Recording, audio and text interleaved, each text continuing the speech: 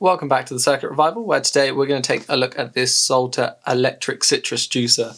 I believe it's come in as a no power, but we'll double check that and see how it goes.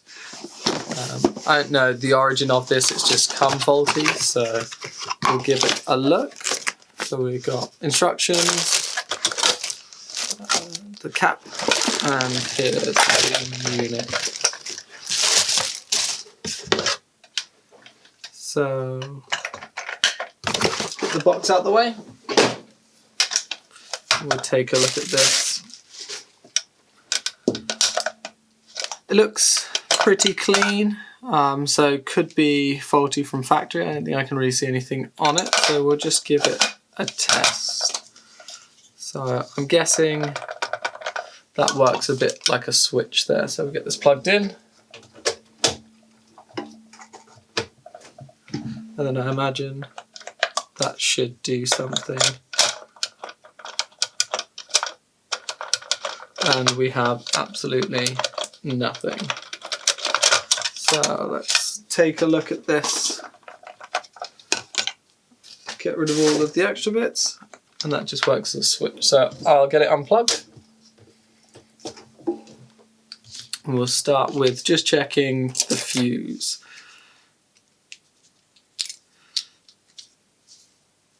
Looks like quite an old fuse in all fairness.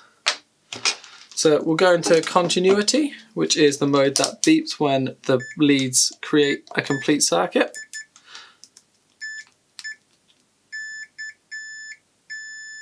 And the fuse is fine. And there's no continuity between the live and neutral, so the unit itself isn't shorted out. So we'll try and get this open and we'll have a look inside. So I imagine there's probably screws underneath these feet here. So we'll just try and lift these out. Yep, and they look like kind of Allen key screws, which is quite interesting. Okay, as always, I'm no expert in any of these things, so please do not copy what I do. It's solely for entertainment only. I'll probably do things wrong, but if you're ever interested in probably the right way to do things, please do check the comments. They know a lot more than me, and someone down there might be able to give you the information you're after. Okay, so I've got a Torx 10 here. This looks like it'll fit. We'll just see if it works. Yeah. So it looks like it's a Torx 10 for the screws on this.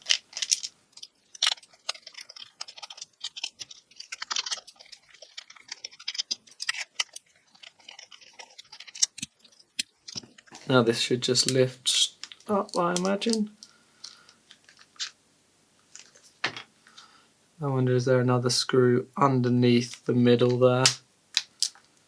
Nope, so it does just lift up.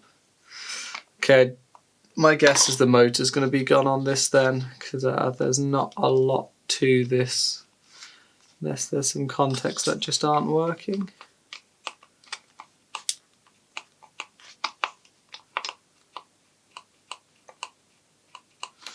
Okay, something interesting here that might be the case. We'll double check it, but if we zoom in, there's some contacts just inside here, which when we press down on the switch will, you can just see them probably a bit better there, push down, but it doesn't seem like it's pushing down enough. They don't look like they're actually making a connection, so it could just be that they're not going all the way down. But we'll just come into this and see if we have voltage in. So I'll plug it in. Now this is going to be main, so I'm going to try and keep my hands away from everything here. We'll try and work out where it should come in on. So we've got a brown and a blue wire that go there and there. Let's just test this. So we'll go to voltage AC and I'll come down here for the brown, and then we'll test the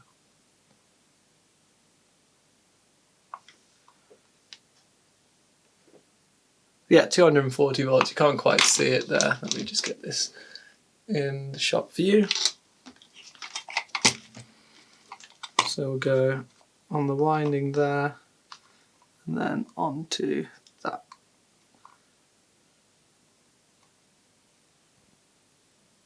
There we go, 240. So power's getting in, but it's not making its way through. So what I might try and do is just use a plastic spudger and maybe just try and push that contact the rest of the way down. See whether it is just because it's not quite making a full connection. And see if it just starts to spin. So I've got a plastic spudger here, and then we've got these two contacts. We'll try and push this in. I'll keep my hand away from everything. Yep. Okay, so that is working. So I think that is the issue, that it's just not quite pushing down enough. So I don't know if something snapped off of it or not, but we'll get it unplugged. There's the plug, and we'll see if we can work out why that's not pushing all the way down.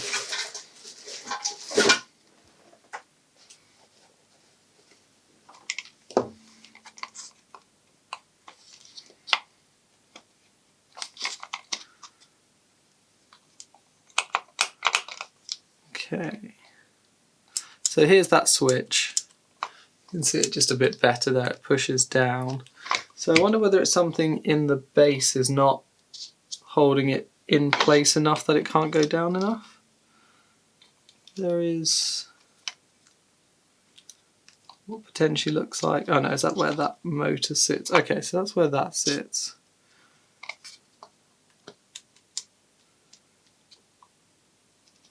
Okay, so it looks to me that maybe part of this is snapped off, because even when the switch is loose there, it doesn't quite reach all the way down in place. Come in, we might be able to see that. So if we press the switch, you can see it stops just short. So I think we need to get something so it sits underneath this switch. So I wonder if I can extend this out at all, because that looks like it's one complete piece.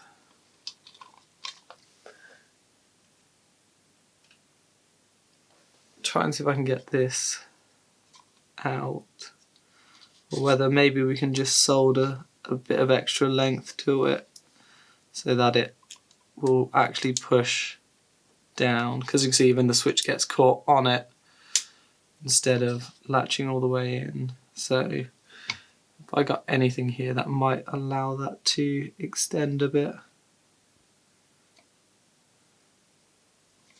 I've got some nickel strips here for the spot welder. I wonder whether either A, I could spot weld a nickel strip to it, or whether the nickel strip would allow me to solder it on at all. This looks about the same in length. So I can break this. I don't know if I've got anything that will cut it, so I'm just going to try and use sort of metal fatigue to just bend it backwards and forwards a bit in the hopes that it snaps. Okay, there we go. So I've just got a little strip of nickel there. I'm wondering whether we could maybe even, I wonder if it'll even just fit in that gap and then sit just in place there, so that when this pushes down it makes a connection with the nickel instead. So I wonder if I wrap this end round a bit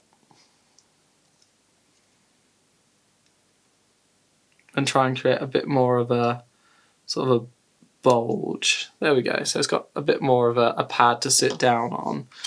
Whether if I lined that up, I've got all this grease on my fingers now, whether I line that up underneath the switch here, when we press it, would then make a connection.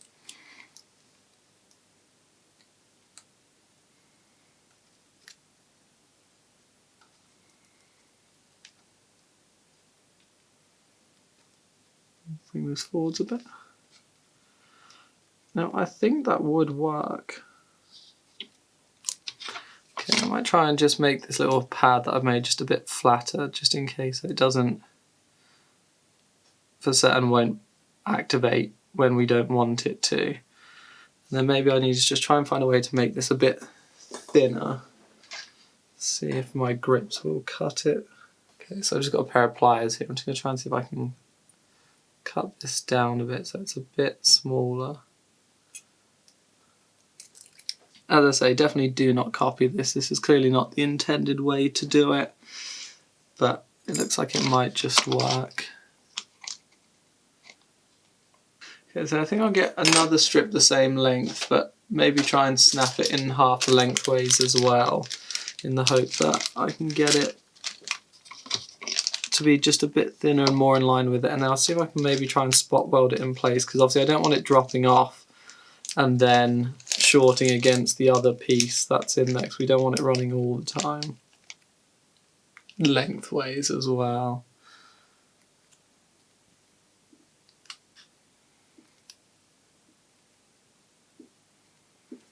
Surprised that I didn't see the original bit that was supposed to be on there fall out from this. Okay, so I'm going to try and use my tweezers to allow me to create a ridge. There we go. Now I'm just going to use my pliers just to clamp that down.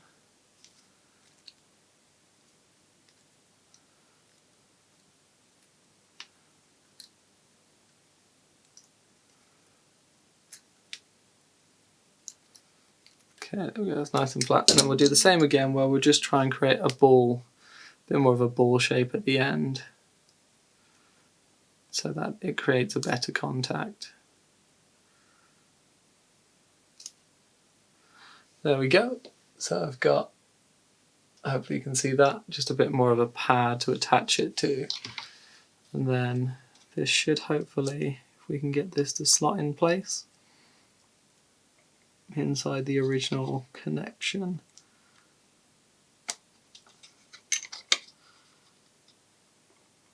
There we go. We'll just move that back a bit.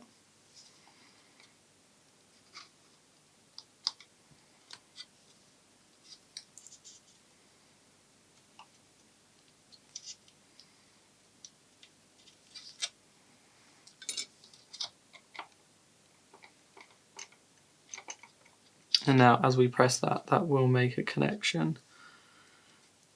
I'm just trying to work out the best way to get this to stay. To be honest, it's clamped in quite tight, but I don't really trust it. So I might try and see whether I can get any solder on it to begin with, and just solder that back end in place and just like tag it down. If that doesn't work, we might need to just get the spot welder out. Just try and get a bit of solder on my iron.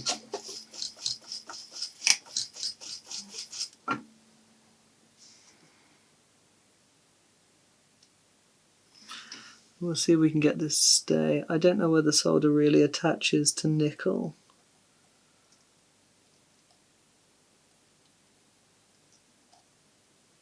Okay, that might just be enough.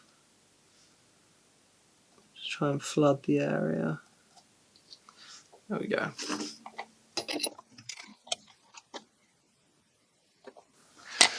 So hopefully you can sort of see on that connection now, the back end has just got solder on it, which will just hopefully hold that new bit in place. I might just try and use my tweezers a bit in here again, just to try and bend it up a bit so that it's definitely not making a contact when we don't want it to. It still springs up because the original bit of metal, and makes a connection when we press it down. So I put this sort of back together just so I don't need to touch anywhere near that section. As I say, this is a complete bodge, so please do not copy this.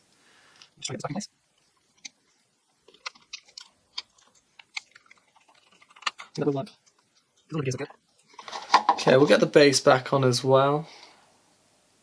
Aha, there we go. Okay, we found it. Here is the original broken piece. It's just sat in the base there. Try and get this in shot.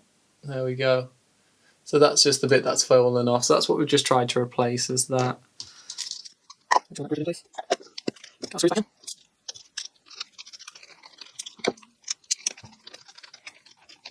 So I don't know whether that would have been broken from factory or not. It could have been. could have happened, I guess, after testing. This thing looks a bit clean, but I can't tell whether it's been used. It doesn't look perfect. So would I ever give this to anyone else? No, but for use at home, I know what I've done with it, so I'd be happy with it. So we'll give this a go. I'll plug it back in. We'll try and stay well away from this just in case it does do anything. I'm plugging it in now in 3, 2, 1. Okay, nothing's gone boom. And, we'll give this a push, see if it spins. There we go, it does. So I think that's going to be quite difficult to show properly because I don't actually have any oranges or anything here, but it's definitely working now. There's that part. That sits in there, and that would go on there. There we go. And it works. So that's another fix. We'll see you in the next one.